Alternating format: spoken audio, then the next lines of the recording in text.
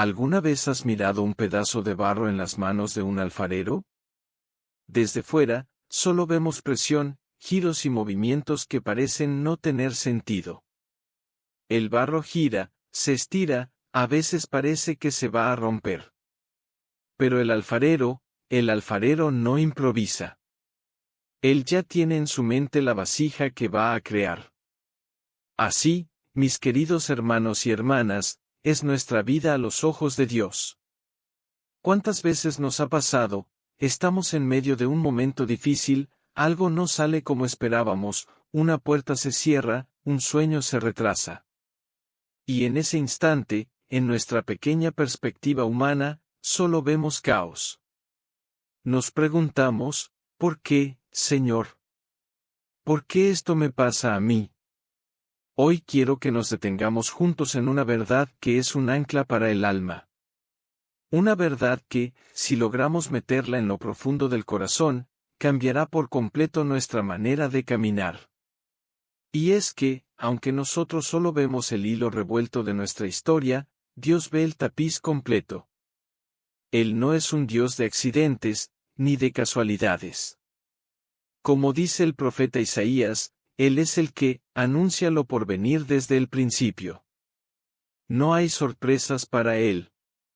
Lo que hoy te parece un error, un retraso o incluso una injusticia, no es más que la mano amorosa del Padre moviendo las piezas en el tablero. Es el alfarero presionando el barro justo donde duele, para sacar la forma que más glorifica. Porque Dios no comete errores. Dios nunca actúa por improvisación. Él es el único que puede mirar el caos de nuestra vida y susurrar, paz, mírenme a mí, que yo estoy obrando. Él ve el final desde el principio, y les aseguro algo, su voluntad para con nosotros, es perfecta. Es buena, aunque hoy no la entendamos. Y entonces llegamos a ese lugar oscuro, ¿verdad? Ese momento en la vida donde el dolor es tan grande que nubla la vista. Donde el alma grita, no entiendo. Hablemos de eso hoy. De esos momentos en que el sufrimiento parece no tener sentido. Imagínense por un momento a Marta y María, las hermanas de Lázaro. Cuando su hermano enfermó, ellas mandaron a decir a Jesús, Señor, el que amas está enfermo. Pero Jesús se quedó 2 días más donde estaba. Permitió que Lázaro muriera. Para cuando llegó a Betania, su amigo llevaba 4 días en el sepulcro. ¿Pueden sentir el dolor de esas hermanas? Marta sale a su encuentro y le dice algo que todos hemos sentido alguna vez, Señor, si hubieras estado aquí, mi hermano no habría muerto. Si hubieras estado aquí, Señor. ¿Cuántas veces hemos repetido esa frase en nuestro corazón? Si Dios estuviera aquí, si realmente me amara, esto no estaría pasando. El dolor nos confunde, nos desorienta, nos hace cuestionar el amor de Dios. Y en esos momentos, nuestra mente busca desesperadamente respuestas. Queremos entender el ¿por qué? Pero déjenme decirles algo que aprendí en mis años de caminar con el Señor y con tantas almas sufrientes, el ¿por qué? No siempre nos es dado en esta tierra. Miren lo que dice el Salmo 34 horas y 18 minutos, cercano está Jehová a los quebrantados de corazón, y salva a los contritos de espíritu. No dice que nos da un manual de instrucciones para entender el dolor. Dice que Él se acerca. Que se sienta a nuestro lado en el polvo. Cuando el dolor no tiene sentido, cuando las lágrimas no cesan y las preguntas quedan sin respuesta, Dios no nos pide que entendamos. Nos pide que confiemos.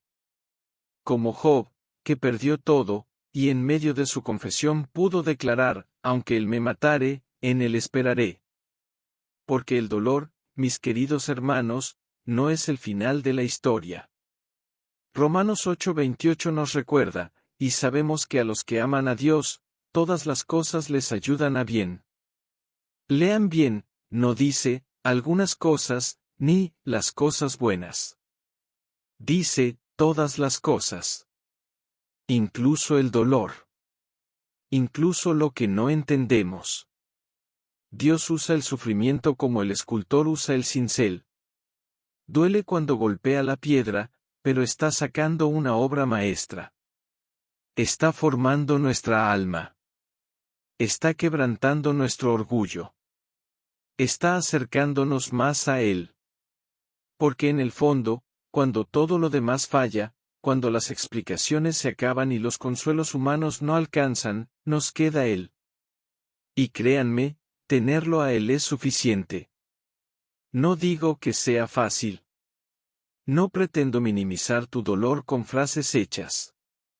Pero te invito hoy a dar un paso de fe, entrégale ese, ¿por qué?, a Dios. Dile, Señor, no entiendo, pero confío. Confío en que tú estás obrando incluso en esto. Y aquí llegamos a una de las verdades más hermosas de nuestro caminar con Dios, Él ve lo que nosotros no podemos ver. Imagínense por un momento que están en un valle profundo. A su alrededor solo hay montañas que les impiden ver más allá. Desde donde están, el horizonte es limitado. No pueden ver lo que hay al otro lado de esas montañas. No saben si hay un desierto, un río o un campo fértil esperándolos.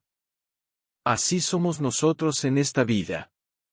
Vemos el presente, con sus luchas y sus dolores, pero no podemos ver el mañana. Dios, en cambio, está en la cima de la montaña más alta. Desde allí, Él no solo ve el valle donde tú estás ahora, sino que contempla todo el camino, el desvío que te salvará de un peligro, el río que calmará tu sed más adelante, el campo de bendición que te espera si sigues caminando. Qué hermosa es la promesa de Isaías 42 horas y 16 minutos, te haré caminar por sendas que no conocías, te guiaré por caminos que no sabías, delante de ti cambiaré las tinieblas en luz y enderezaré lo torcido. Dios no solo ve el camino, Él lo prepara. Pero déjenme contarles una historia que siempre me llega al corazón. La historia de José, en el Antiguo Testamento. José era un muchacho soñador, amado por su padre, pero odiado por sus hermanos. Tanto lo odiaban que un día lo arrojaron a un pozo seco y luego lo vendieron como esclavo. Imaginen el dolor de José. De ser el hijo preferido a ser esclavo en tierra extraña. Desde su perspectiva, todo estaba perdido. Y como si fuera poco, cuando empezaba a levantarse en la casa de Potifar, fue acusado falsamente y terminó en la cárcel. ¿Podemos sentir su confusión? Dios, ¿dónde estás? ¿Por qué permites esto? Pero lo que José no podía ver, lo que era imposible que viera desde su celda oscura, era que en esa prisión conocería al copero del faraón. Que años después, ese encuentro lo llevaría a interpretar los sueños del rey de Egipto. Y que desde el palacio, Dios lo usaría para salvar a Egipto y a su propia familia del hambre. Años más tarde, frente a sus hermanos arrepentidos, José pudo decir las palabras más poderosas: vosotros pensasteis hacerme mal, pero Dios lo encaminó a bien.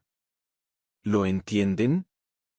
Lo que hoy parece una pérdida, puede ser la más grande protección. Ese trabajo que perdiste, quizás Dios te estaba sacando de un lugar que te haría daño. Esa relación que terminó, tal vez Dios te estaba guardando para alguien mejor. Esa enfermedad que tanto duele, puede estar preparando tu corazón para recibir una bendición que ni imaginas.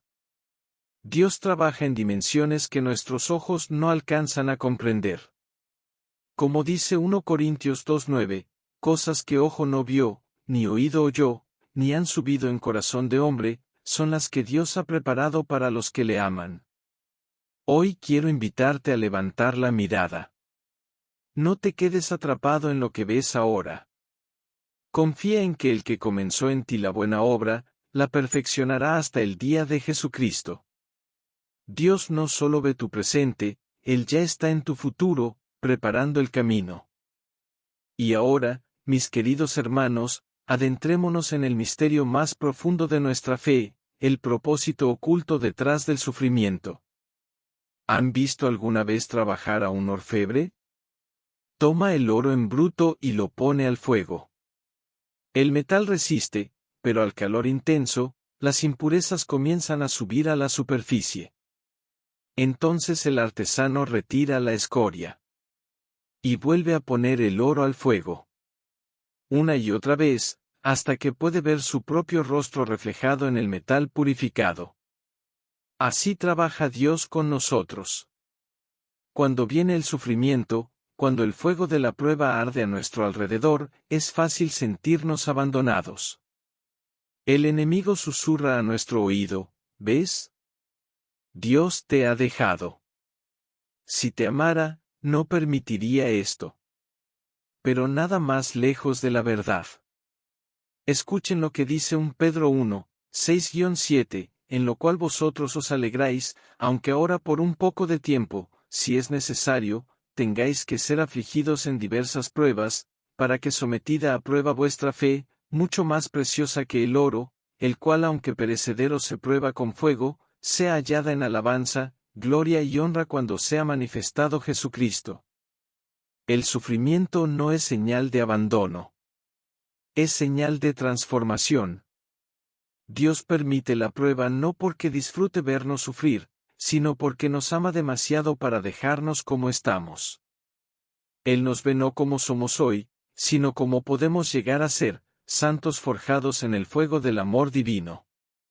Recuerdo la historia de un hombre que perdió todo en un incendio. Su casa, sus pertenencias, sus recuerdos de toda una vida. Alguien se le acercó y le dijo, «Lo siento mucho por usted». Y él respondió algo que nunca olvidaré, «No lo sienta. Lo que se quemó era solo madera y tela. Lo que realmente importa, lo que soy, eso nadie lo puede quemar». Ese hombre entendió lo que tantos años de predicación no habían podido enseñarle, que el fuego no destruye, purifica. El apóstol Pablo, que sufrió naufragios, cárceles, azotes y traiciones, escribió en Romanos 5, 3-4, y no solo esto, sino que también nos gloriamos en las tribulaciones, sabiendo que la tribulación produce paciencia, y la paciencia, prueba, y la prueba, esperanza. ¿Ven el orden divino? La tribulación no es el final. Es el principio de una cadena que termina en esperanza. El dolor bien vivido produce paciencia. La paciencia nos prueba y nos fortalece. Y de esa fortaleza nace una esperanza que no avergüenza.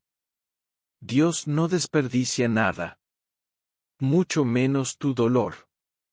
Cada lágrima que has derramado, cada noche en vela, cada «¿por qué?» gritado en la oscuridad. Dios lo recoge todo y lo transforma. Lo usa para moldear tu carácter, para quebrar tu orgullo, para enseñarte a depender solo de Él. Porque hay bendiciones que solo llegan después de la prueba. Hay promesas que solo se cumplen cuando el fuego ha hecho su trabajo. Hay un José en ti que solo saldrá después de la cisterna y la cárcel. Hay un Abraham que solo nacerá después de dejar su tierra y esperar contra toda esperanza. El sufrimiento tiene un propósito oculto, prepararte para algo mayor. Para la bendición que viene. Para el testimonio que darás. Para el consuelo que podrás ofrecer a otros que sufren. Como dice 2 Corintios 1:4, el cual nos consuela en todas nuestras tribulaciones, para que podamos también nosotros consolar a los que están en cualquier tribulación, por medio de la consolación con que nosotros somos consolados por Dios. Tu prueba de hoy será el consuelo de mañana para un hermano. Tu fuego de ahora forjará el carácter que necesitarás para la bendición que viene. No desprecies el fuego. Confía en el artesano. Él sabe lo que hace. Hablemos ahora de esas puertas que se cierran. De esos momentos en la vida donde todo parece detenerse, donde una oportunidad se desvanece, donde el sí que esperábamos se convierte en un no que duele en lo más profundo. Porque todos hemos estado allí, ¿verdad? Frente a una puerta cerrada, con la mano aún extendida, preguntándonos, ¿por qué, Señor? ¿Por qué me cierras esta puerta? Pero déjenme decirles algo que aprendí en todos estos años caminando con el Señor: no todas las puertas cerradas son derrotas. Muchas, la mayoría quizás, son actos de amor. Imaginen a un padre que ve a su hijo pequeño corriendo hacia el borde de un precipicio. El niño no ve el peligro. Solo ve el camino abierto frente a él. Y cuando el padre lo detiene, cuando le cierra el paso con su brazo fuerte, el niño llora. Se enoja. No entiende por qué papá no lo deja seguir. Pero el padre sí entiende. El padre ve lo que el niño no puede ver. Así es Dios con nosotros. El apóstol Pablo tuvo una experiencia así. En Hechos 16, leemos que él y sus compañeros intentaron ir a Asia a predicar, pero el Espíritu Santo se lo impidió. Luego intentaron ir a Bitinia, pero el Espíritu no se lo permitió. Puerta cerrada. Puerta cerrada otra vez. Imaginen la frustración de Pablo. Él quería llevar el Evangelio. Quería hacer la obra de Dios. ¿Por qué Dios les cerraba las puertas? Pero esa noche, Pablo tuvo una visión. Un varón macedonio le decía: pasa a Macedonia y ayúdanos. Y entendió. Las puertas cerradas en Asia no eran un rechazo. Eran una redirección. Dios lo estaba guiando hacia Europa. Hacia un continente entero que sería transformado por el Evangelio. Lo que Pablo vivió nos enseña una verdad fundamental: Dios cierra caminos que podrían destruirnos o limitarnos, para guiarnos hacia caminos que nos bendecirán más allá de lo que podemos imaginar. Porque a veces, lo que nosotros vemos como una oportunidad maravillosa, Dios ve como un peligro. Ese trabajo que tanto deseabas, quizás te alejaría de tu familia. Esa relación que tanto anhelabas, quizás te apartaría de Dios. Esa ciudad a la que querías mudarte, quizás no era el lugar donde Dios tenía preparado tu crecimiento. Proverbios 16:9 nos dice: el corazón del hombre piensa su camino, mas Jehová endereza sus pasos. Nosotros planeamos, soñamos, nos ilusionamos. Pero es Dios quien endereza. Es Dios quien, en su amor, a veces dice no, para poder decir sí a algo mejor. Miren lo que dice Isaías 30:21. Entonces tus oídos oirán a tus espaldas palabra que diga: este es el camino, andad por él, y no echéis a la mano derecha, ni tampoco torzáis a la mano izquierda. Cuando Dios cierra una puerta, no es para dejarnos en la oscuridad. Es para guiarnos al camino correcto. Yo he visto esto tantas veces en mi vida y en la vida de otros. Hermanos que perdieron su empleo y encontraron un trabajo mejor, que los acercó más a su familia.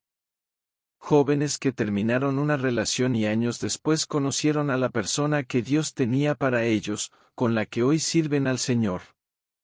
Familias que no pudieron comprar la casa que querían y terminaron en un hogar que resultó ser una bendición más grande. En el momento duele. Claro que duele. Una puerta cerrada siempre trae confusión y tristeza. Pero con el tiempo, cuando pasan los años y podemos mirar atrás con la perspectiva que solo da el tiempo, entendemos. Entendemos que era parte de su protección. Que su no era un te amo disfrazado. Porque Dios es un Padre amoroso que no da a sus hijos cosas que les harán daño. Como dice Mateo 7:11, pues si vosotros, siendo malos, sabéis dar buenas dádivas a vuestros hijos, cuanto más vuestro Padre que está en los cielos dará buenas cosas a los que le pidan. Hoy, si estás frente a una puerta cerrada, no te desesperes. No maldigas la puerta. No te aferres a lo que ya no es. Confía en que el que cierra es el mismo que abre. Y lo que él abrirá, nadie lo podrá cerrar. Levanta la cabeza. La puerta que se cerró no es el final. Es el principio de un camino nuevo, guiado por la mano amorosa de tu Padre Celestial. Y llegamos ahora a uno de los lugares más difíciles en el camino de la fe, el silencio de Dios. Ese momento en que has orado una vez, y otra vez, y otra vez más. Has derramado lágrimas, has abierto tu corazón, has buscado su rostro con todas tus fuerzas, y solo encuentras silencio. Un silencio que a veces parece vacío, que a veces duele más que cualquier palabra. ¿Cuántos de ustedes han estado allí? Con la Biblia abierta, con el corazón en la mano, preguntando, Señor, ¿estás ahí? ¿Me escuchas? ¿Por qué no respondes? Déjenme decirles algo que he aprendido en mis años de caminar con el Señor y con tantas almas que sufren, el silencio de Dios no es ausencia. Es preparación. Piensen en María y Marta cuando su hermano Lázaro estaba enfermo. Mandaron a decir a Jesús, Señor, el que amas está enfermo. Y Jesús, se quedó 2 días más donde estaba.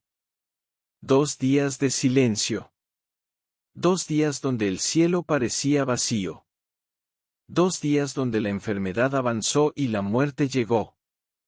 ¿Pueden imaginar esas 48 horas? La fiebre subiendo, la respiración agitándose, la vida escapándose, y Jesús en silencio.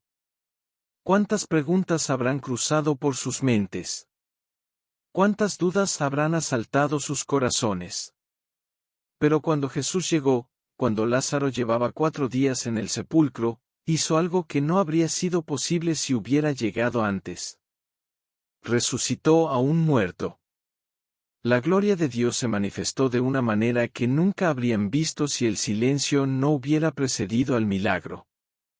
Porque a veces, el silencio de Dios no es un no. No es un tal vez. No es un no me importa. Es un espera, porque lo que voy a hacer es más grande de lo que puedes imaginar. El profeta Isaías lo entendió bien cuando escribió en Isaías 64:4, ni nunca oyeron, ni oídos percibieron, ni ojo vio a Dios fuera de ti, que hiciese por el que en él espera. Dios obra por los que esperan en él. Y esperar implica silencio. Implica confiar sin ver. Implica creer cuando no hay evidencias. Miren lo que dice el Salmo 62:5, alma mía, en Dios solamente reposa, porque de Él es mi esperanza. Reposar. Quietud. Espera activa, no pasiva. Esa es la clave.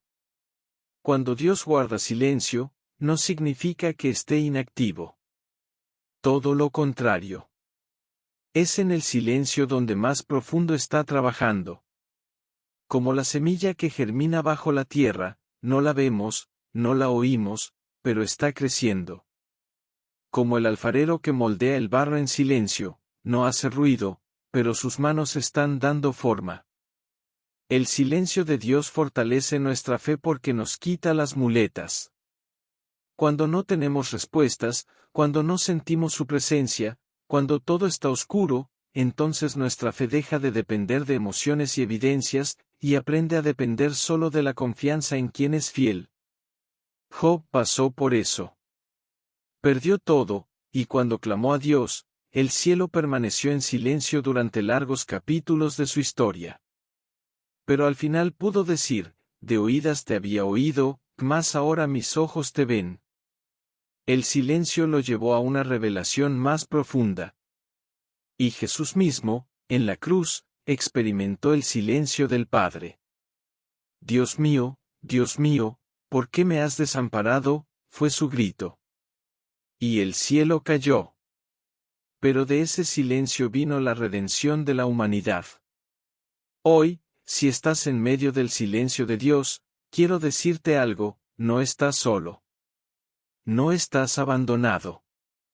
El silencio no es un muro, es una puerta. Una puerta que se abre a una fe más madura, a una confianza más profunda, a una relación más íntima. Dios está trabajando en lo invisible.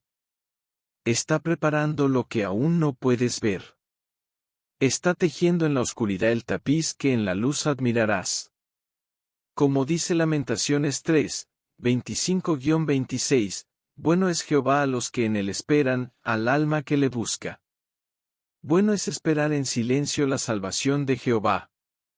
Espera en silencio. Confía en silencio. Porque cuando Dios calla, es porque está preparando algo que merece la espera. Llegamos ahora, mis queridos hermanos, a una verdad fundamental que muchos olvidan en medio de la prisa por ver los milagros: el proceso forma el carácter. Porque todos queremos la bendición, pero pocos queremos el proceso. Todos queremos el fruto, pero pocos queremos la poda. Todos queremos la cosecha, pero pocos queremos arar la tierra. Pero déjenme preguntarles algo: ¿de qué sirve recibir una bendición para la cual no estás preparado? Imaginen a un hombre que nunca ha aprendido a administrar el dinero, y de repente recibe una fortuna. Esa fortuna, en lugar de bendecirlo, lo destruirá. Porque no tiene el carácter para sostenerla. Imaginen a una persona orgullosa que recibe una posición de autoridad. Ese poder, en lugar de honrar a Dios, alimentará su ego y lo apartará del camino. Dios no solo quiere darte bendiciones. Quiere que seas capaz de sostenerlas. Y por eso viene el proceso. Miren la vida de David. Desde pequeño fue ungido por Samuel como el futuro rey de Israel. La promesa estaba dada. La bendición era segura. Pero entre la unción y el trono, ¿cuántos años pasaron?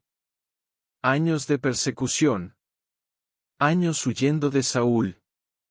Años viviendo en cuevas, fingiendo locura delante de enemigos, esperando, luchando, aprendiendo. ¿Por qué tanto tiempo? Porque Dios necesitaba formar en David un corazón conforme al suyo. Necesitaba que aprendiera a depender de él, no del trono. Necesitaba que experimentara la traición para saber perdonar. Necesitaba que conociera el desierto para pastorear a Israel con compasión. El proceso no era un castigo. Era una escuela. Proverbios 17:3 nos dice: el crisol para la plata, y la hornaza para el oro, pero Jehová prueba los corazones. Dios prueba el corazón porque el corazón es lo que más le importa. No tu habilidad, no tu talento, no tu carisma. Tu corazón. Moisés pasó 40 años en el desierto de Madián antes de liberar a Israel. 40 años pastoreando ovejas, aprendiendo humildad, perdiendo la arrogancia de Egipto. Cuando llegó a la zarza ardiente, ya no era el príncipe que confiaba en su propia fuerza. Era un pastor que solo podía confiar en Dios. Y fue entonces, cuando estuvo listo, cuando Dios lo envió a la misión más grande de su vida. El apóstol Pablo escribió en Romanos 5, 3-4 algo que ya hemos citado, pero que merece repetirse: nos gloriamos en las tribulaciones, sabiendo que la tribulación produce paciencia, y la paciencia, prueba, y la prueba, esperanza. Esa es la cadena de oro del proceso divino. Dios trabaja en ti en lo secreto para manifestarse a través de ti en lo público. Lo que nadie ve, lo que nadie aplaude, lo que nadie reconoce, es precisamente lo que más importa. Tus luchas internas. Tus noches de oración. Tus renuncias silenciosas. Tus batallas contra el orgullo. Todo eso es el taller de Dios. Allí, en la intimidad del proceso, Él está formando tu carácter. Porque el propósito es eterno. La bendición que Dios tiene para ti no es solo para este mundo. Es para la eternidad. Y lo eterno requiere cimientos profundos. como dice 2 Corintios 4, 17-18, porque esta leve tribulación momentánea produce en nosotros un cada vez más excelente y eterno peso de gloria, no mirando nosotros las cosas que se ven, sino las que no se ven, pues las cosas que se ven son temporales, pero las que no se ven son eternas. Lo que ves ahora, el proceso que duele, la espera que cansa, es temporal. Pero lo que Dios está formando en ti, tu carácter, tu fe, tu humildad, tu amor, eso es eterno. No desprecies el proceso. No huyas de la escuela de Dios. Deja que Él trabaje en tu corazón. Deja que te lime las asperezas. Deja que te enseñe a depender solo de Él. Cuando la bendición llegue, y llegará, estarás listo para sostenerla. Y entonces no será una carga, sino una corona. No será un peligro, sino un testimonio. No será tu gloria, sino la de Dios. Y ahora, mis queridos hermanos, llegamos a una de las verdades más hermosas de toda la Escritura: Dios restaura lo que parece perdido. Porque hay momentos en la vida donde todo parece irreparable. Relaciones rotas, sueños hechos pedazos, años que el enemigo se ha llevado. Hay quienes caminan por la vida cargando el peso de lo que fue y ya no es, convencidos de que para algunas cosas no hay vuelta atrás. Pero hoy quiero decirte algo: la historia bíblica nos muestra una y otra vez que nuestro Dios es especialista en restaurar. Miren al profeta Joel, en un momento terrible para Israel. La langosta había devorado todo. Las cosechas destruidas, los años de trabajo perdidos, el futuro incierto. Y en medio de esa desolación, Dios pronuncia una promesa que atraviesa los siglos y llega hasta nuestros días: os restituiré los años que comió la langosta. Joel 2:25. ¿Lo escuchan bien? Dios no solo promete consuelo. Promete restitución. Promete devolver lo perdido. Promete que los años que parecían desperdiciados, las temporadas que creímos muertas, serán recuperadas por su mano poderosa. ¿Y qué ejemplo más hermoso tenemos en Job? Este hombre lo perdió todo: hijos, bienes, salud, reputación. Sus amigos lo acusaban, su esposa le aconsejaba maldecir a Dios. Desde cualquier perspectiva humana, su historia había terminado. Era un hombre acabado. Pero la Biblia nos dice algo maravilloso: y quitó Jehová la aflicción de Job, cuando él hubo orado por sus amigos, y aumentó al doble todas las cosas que habían sido de Job. Job 42 horas y 10 minutos. Dios no solo restauró a Job. Lo bendijo con el doble de lo que tenía antes. Porque nuestro Dios no es un Dios de migajas. No es un Dios que remienda y deja cicatrices feas. Él restaura de tal manera que lo nuevo supera a lo viejo. Lo transforma en algo más fuerte y más hermoso. Piensen en el pueblo de Israel, cautivo en Babilonia. 70 años de exilio. 70 años lejos de su tierra, de su templo, de su identidad. ¿Quién podía restaurar eso? Pero Dios levantó a Ciro, rey de Persia, y permitió el regreso. Y no solo regresaron, reconstruyeron el templo, restauraron los muros, volvieron a ser nación. El Salmo 126 lo canta con una belleza que estremece: cuando Jehová hiciere volver la cautividad de Sión, seremos como los que sueñan. Entonces nuestra boca se llenará de risa, y nuestra lengua de alabanza. La restauración de Dios es tan grande que parece un sueño. Tan poderosa que la risa vuelve a los labios que solo sabían llorar. Pero quizás el ejemplo más conmovedor lo encontramos en Pedro. El discípulo que negó a Jesús 3 veces. Imaginen la vergüenza. Imaginen el peso de haber fallado al Maestro en el momento más crucial. Pedro debió pensar que su ministerio había terminado, que nunca podría volver a mirar a Jesús a los ojos. Pero después de la resurrección, en la orilla del mar de Tiberíades, Jesús busca a Pedro.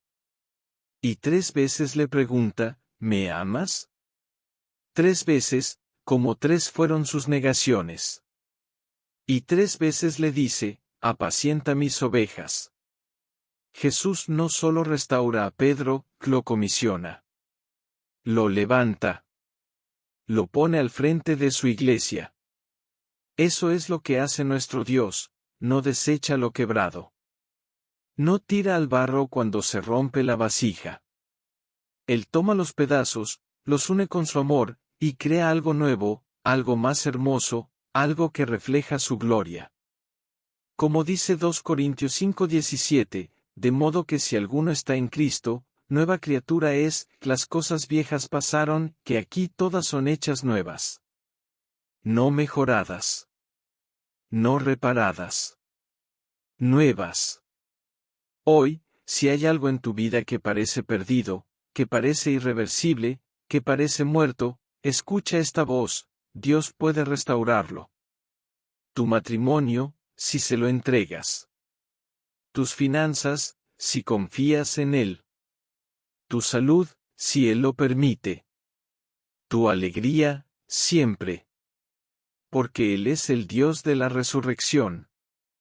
El mismo que levantó a Jesús de entre los muertos tiene poder para levantar lo que está muerto en tu vida. Confía en el restaurador.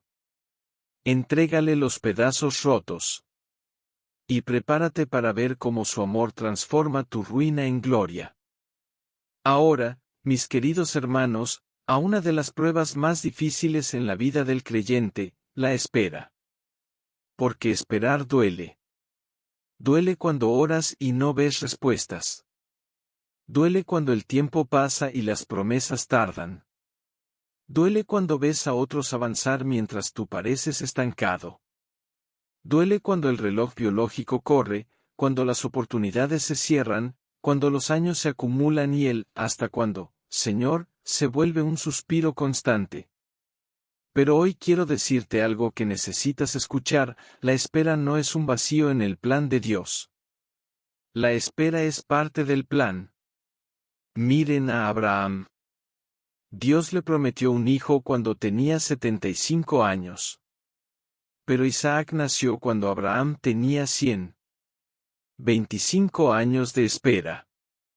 25 años viendo el cuerpo de Sara envejecer, viendo pasar las primaveras sin el fruto prometido. 25 años donde el ahora de Dios se convirtió en un después que parecía no llegar. ¿Qué hizo Abraham en esos 25 años? Aprendió a confiar. Aprendió que Dios no miente. Aprendió que, aunque sus fuerzas se acababan, las de Dios no. Su fe se forjó en el taller de la espera. Porque eso es lo que hace la espera, nos transforma. Miren a José. Soñó que sus hermanos se inclinaban ante él cuando tenía 17 años. Pero ese sueño se cumplió cuando tenía 13 años de espera. 13 años entre el sueño y su cumplimiento. 13 años donde José pasó por la cisterna, por la esclavitud, por la cárcel. 13 años donde todo parecía ir en dirección opuesta a lo prometido. Pero cuando José finalmente se sentó en el trono de Egipto, no era el mismo muchacho soñador que había provocado celos en sus hermanos. Era un hombre forjado en el fuego, preparado para gobernar con sabiduría y perdonar con gracia. La espera lo había transformado. El profeta Isaías lo expresa hermosamente en Isaías 40 horas y 31 minutos, pero los que esperan a Jehová tendrán nuevas fuerzas, levantarán alas como las águilas, correrán, y no se cansarán, caminarán, y no se fatigarán. Fíjense bien, no dice, los que corren, sino, los que esperan. La espera no es pasividad, que es la fuente de nuevas fuerzas. Y el salmista nos da la clave en Salmo 27 horas y 14 minutos, aguarda a Jehová, que esfuérzate, y aliéntese tu corazón, sí, aguarda a Jehová. Aguardar requiere esfuerzo. Requiere mantener el corazón alentado cuando todo desalienta. Requiere levantarse cada mañana y decir, hoy también confío, hoy también espero. Porque en la espera, Dios no está inactivo. Está trabajando en lo más profundo de tu ser. En la espera, Dios alinea tu corazón con su voluntad. Muchas veces pedimos cosas que no son para nuestro bien, o las pedimos en nuestro tiempo, no en el suyo. Y en la espera, Él nos va moldeando, va purificando nuestros deseos, va enseñándonos a querer lo que Él quiere. En la espera, Dios nos enseña a depender de Él y no de las circunstancias. Cuando todo va bien, es fácil confiar. Pero cuando todo tarda, cuando las puertas no se abren, cuando el silencio se alarga, entonces aprendemos que Él es suficiente. Que aunque nada cambie, Él sigue siendo Dios. En la espera, Dios nos prepara para la bendición que viene. Porque hay bendiciones que no podemos recibir hasta que estemos listos. Hay promesas que no podemos sostener hasta que nuestro carácter esté formado. Hay sueños que no podemos cumplir hasta que nuestras manos estén limpias y nuestro corazón humilde. Eclesiastés 3:11 nos recuerda, todo lo hizo hermoso en su tiempo. En su tiempo. No en el nuestro. Pero cuando llega su tiempo, todo es hermoso. Todo tiene sentido. Todo encaja perfectamente. Hoy, si estás en espera, no desesperes. No te compares con los demás. No arranques los frutos antes de tiempo. Confía en que el reloj de Dios es perfecto. Él no llega tarde. Nunca. Como dice Habacuc 2:3, aunque la visión tardará por ahora, pero al final hablará, y no mentirá, aunque se demore, espéralo, porque sin duda vendrá, no tardará. La espera terminará. La promesa llegará. Y cuando llegue, entenderás por qué tuvo que esperar. Y darás gracias por cada día de espera, porque en ellos Dios te estaba preparando para el mejor sí de tu vida. Y llegamos ahora, mis queridos hermanos y hermanas, al final de este recorrido, pero también al principio de todo, al amor de Dios. Porque si algo debiera quedar grabado en lo más profundo de su corazón después de estas reflexiones, es esto: todo, absolutamente todo lo que Dios permite en tu vida, tiene un propósito de amor. Miren a su alrededor. Miren la creación. Cada amanecer que pintas el cielo de colores, cada estrella que colocas en su lugar, cada estación que sucede a la anterior. Todo en la naturaleza nos habla de un Dios de orden, de belleza, de propósito. ¿Cómo no va a tener propósito tu vida, que eres la corona de su creación? El profeta Jeremías lo entendió cuando en medio del caos y la destrucción de Jerusalén, escribió las palabras más hermosas del Antiguo Testamento: porque yo sé los pensamientos que tengo acerca de vosotros, dice Jehová, pensamientos de paz, y no de mal, para daros el fin que esperáis. Jeremías 29:11. Lean bien, pensamientos de paz, no de mal. Un fin de esperanza. Dios no es un tirano que disfruta vernos sufrir. No es un juez distante que busca castigarnos. Es un Padre amoroso que, como todo buen padre, a veces permite dificultades para enseñarnos, a veces cierra puertas para protegernos, a veces calla para fortalecernos, a veces espera para formarnos. Pero siempre, siempre, desde el amor. Miren la cruz. Ahí está la prueba más grande de su amor. Cuando todo parecía oscuridad, cuando el sol se oscureció y la tierra tembló, cuando el Hijo clamó, ¿por qué me has desamparado?, Dios estaba dando la muestra más grande de amor que la historia haya visto. Entregando a su propio Hijo para salvarnos. Como dice Romanos 8:32, el que no escatimó ni a su propio Hijo, sino que lo entregó por todos nosotros, ¿cómo no nos dará también con él todas las cosas? Si Dios te dio lo más grande, ¿no te dará lo demás? Si permitió que su Hijo muriera por ti, ¿no permitirá lo necesario para tu bien? Y aquí está la verdad que quiero que lleves contigo hoy: Dios no se equivoca. Nunca. No se equivocó cuando permitió esa prueba. No se equivocó cuando cerró esa puerta. No se equivocó cuando extendió la espera. No se equivocó cuando guardó silencio. No se equivocó cuando permitió ese dolor. Todo lo que estás viviendo, absolutamente todo, tiene un propósito eterno. Las lágrimas que has derramado están en su odre. Las noches que has pasado en vela, Él las ha contado.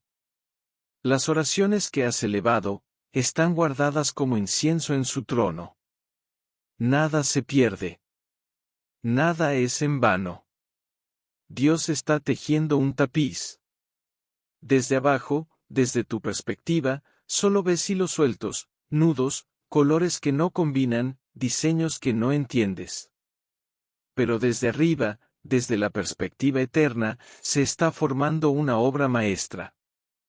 Tu vida, transformada por su amor, convertida en testimonio de su gracia. Pablo lo dijo mejor que nadie en Romanos 8:28, y sabemos que a los que aman a Dios, todas las cosas les ayudan a bien, esto es, a los que conforme a su propósito son llamados. Todas las cosas. Las buenas y las que parecen malas. Las que entendemos y las que nos confunden. Las que celebramos y las que lloramos. Todas. Porque Él es soberano, y su amor es el hilo de oro que atraviesa toda nuestra historia. Hoy quiero invitarte a hacer algo: suelta el control. Suelta la necesidad de entenderlo todo. Suelta la amargura por lo que no fue. Suelta el miedo por lo que vendrá. Y confía. Confía en que el mismo Dios que viste los lirios del campo, que alimenta las aves del cielo, que cuenta los cabellos de tu cabeza, ese mismo Dios está guiando tus pasos. Él no prometió que el camino sería fácil, pero prometió que estaría contigo.